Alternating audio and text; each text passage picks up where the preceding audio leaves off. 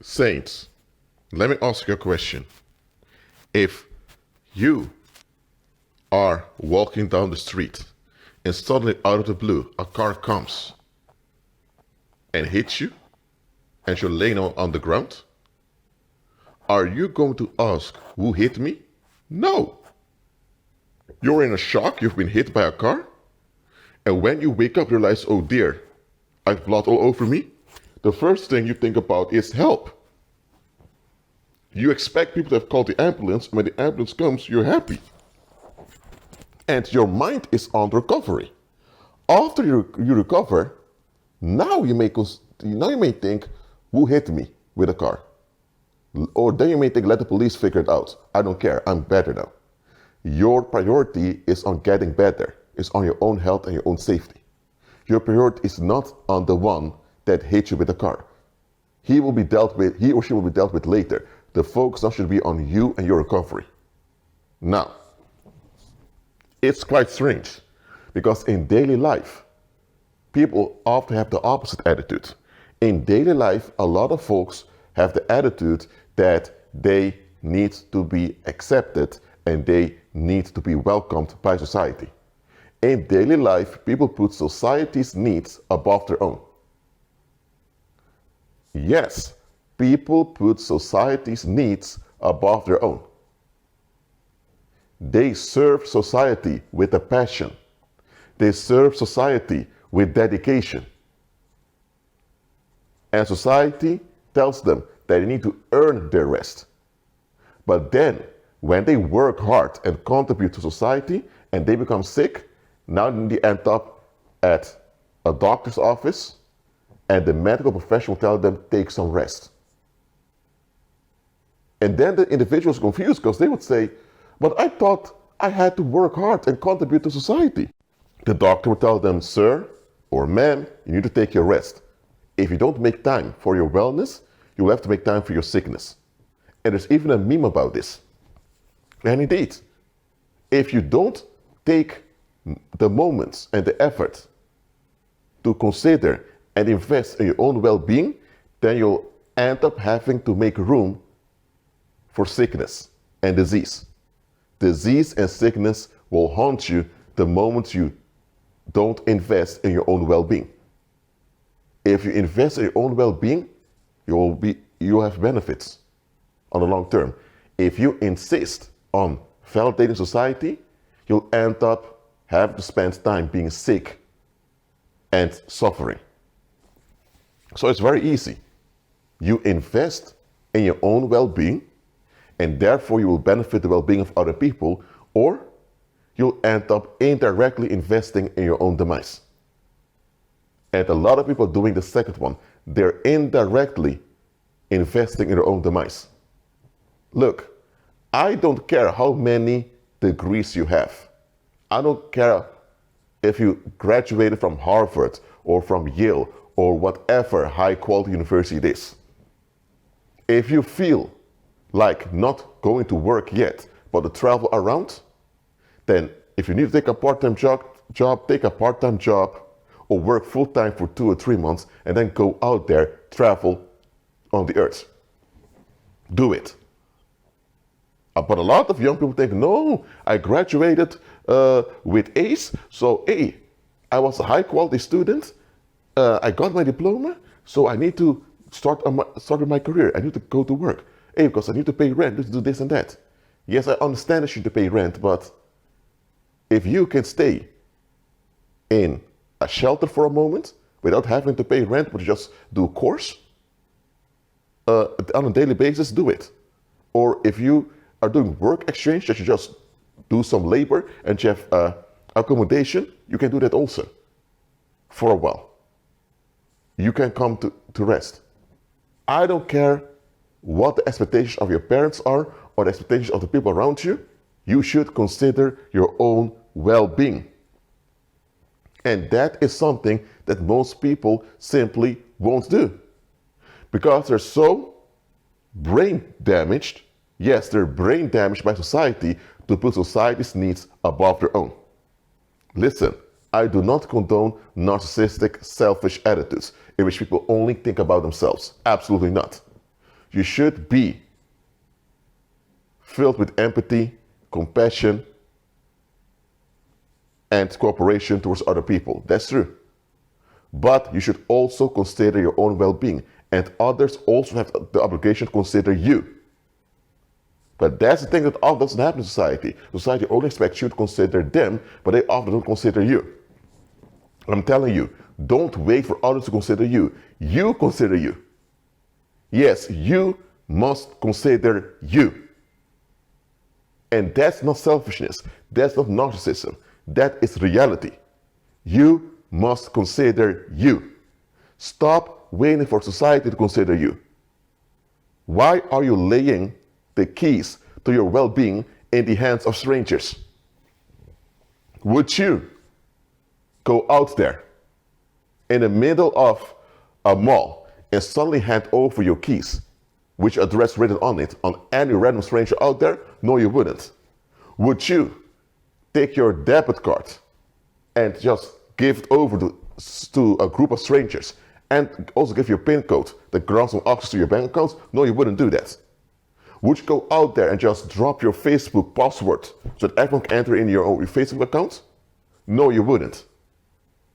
So why is it then that people tend to put the keys to their own long-term well-being in the hands of strangers that form this thing called society? That is what most people do. So most people don't operate in a rational, practical manner. They operate in a delusion. They think that once they get a pat on the back by society, everything magically is going to become better. They think that this approval of society is magically going to eliminate all the bad consequences of operating against your own well-being. When you operate against your own well-being, you will reap ruin and destruction. Look, you cannot jump off a 10-story building and not face broken bones in your body. Even if you would survive it and you wouldn't die, you would still have to deal with some consequences. You cannot not put gasoline in your car and expect the car to drive. You can't forget to, if you forget to charge your phone will not work. There are natural consequences that follow actions, okay? So you cannot operate against your own well-being just to chase that acceptance of society and not expect to face bad consequences on your own health and your own safety. But a lot of worldlings, they think that once they get that acceptance or the standing ovation, suddenly all their health issues and all their safety issues will be over. It's magical thinking, and it's a fairy tale thinking.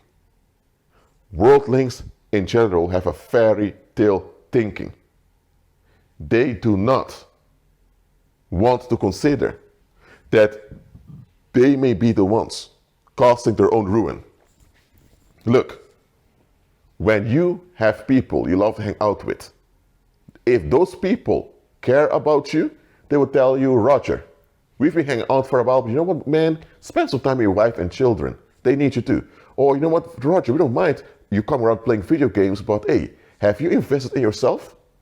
You like playing video games, okay, but did you look at the stock market lately, or have you considered starting your own YouTube channel and monetizing it? If you have people that consider you, they will push you to invest in yourself. If they don't do that, then they're not the type of people you should be around. But how many people out there are sacrificing their own long-term well-being just to have friends and family around them? Look, friends and family are important to your social well-being. We need social interaction and we need social connections as human beings because we are social creatures. That is true. But the type of people you connect with is also important. So if the type of people you are connected to are not good for you, then you must disassociate from them. How many people out there are sacrificing their long-term well-being and even their long-term safety and long-term sanity just to be embraced by friends and family? And look at this, at the end of the day, when they get a diagnosis from the doctor they have cancer or that they have diabetes or they have whatever type of disease, what can friends and family do? If They heard from the hospital, sir, you only have a few months to live. What do friends and relatives do? Already burying them and considering how they will continue after the individual passes away. And once the individual passes away, they will cry on the funeral, they will cry crocodile tears, and after the body is buried, they will move on with life as if you were never there. And from time to time, they will lay flowers that will rot on your grave. They cannot resurrect you from the dead. They can't give you back the years you invested in them. They can't do any of that. So those people expect you to invest in them. But they're not capable of looking after you like God can. The Heavenly Father insists on you serving Him because He will take care of you. He will look after you. He will. And He can. Okay? Society can also look after you, but often they don't do that. They only look after their own interests. The only reason society often considers you is because you are someone that benefits them. You are someone that they can use. You're someone they can exploit. So it seems as if they're looking after you, but they're only looking after their own interest. Yet, a lot of folks bend over and give themselves over completely to society without even considering what it is they're handing themselves over to. Listen. Serving the Heavenly Father is a challenge because you don't have all the answers. You don't have a blueprint of how things are going to be. You just need to trust the way He leads situations. And that can be scary because that illusion of control is dealt with. You don't have any control. You just have to trust God to make things work out. That is a scary thing, but it's the best thing you can do. Because the Heavenly Father will never go against your own long-term safety and your own long-term well-being. Absolutely not. He will not. Society does all the time. Yet a lot of folks put society's needs above their own. Listen, you must consider you. If you don't consider you, why do you expect others to consider you? Now, others should consider you anyway, but you have to consider you. Okay? If you don't feel well, you need to consider you to tell people, sorry guys, I don't feel well. I need to take some time alone. Or I need to go into therapy or I need to do something. They are not in your skin. So they can't feel what you are feeling. So you have the responsibility to communicate with them. Okay? And if they are the correct people, they will honor you when you tell them, I need some time for myself or I need to take it easy. If they are narcissistic bastards, then they will turn on you. And then you know, oh, I shouldn't be around folks like you. Look, I do not approve. I don't approve of people in the streets that are involved in criminality to quote unquote survive. I don't agree with their criminal activities. But one thing you need to admit about many of those criminals, and with criminals, I don't talk about child traffickers, sex offenders, and people that cause grievous sexual and bodily harm to people. I'm not talking about those. I'm talking about criminals who just do monetary offenses here and there against society. Even though I'm not in agreement with their monetary offenses, one thing I have to agree with those criminals is the following. They honor themselves and they value themselves enough not allow themselves to be exploited, abused, and thrown away by society. They know that if they don't give in to what society wants, society will label them a criminal, an outcast, and a freak or a creep, whatever. And you know what those people do? They don't care. Again, I'm not saying that I'm in agreement with their criminal activities, but at least I admit that they are correct about one thing. You shouldn't allow your well-being to be in the hands of society. Never! So those criminals, they do their criminal stuff and they end up living a life of ease.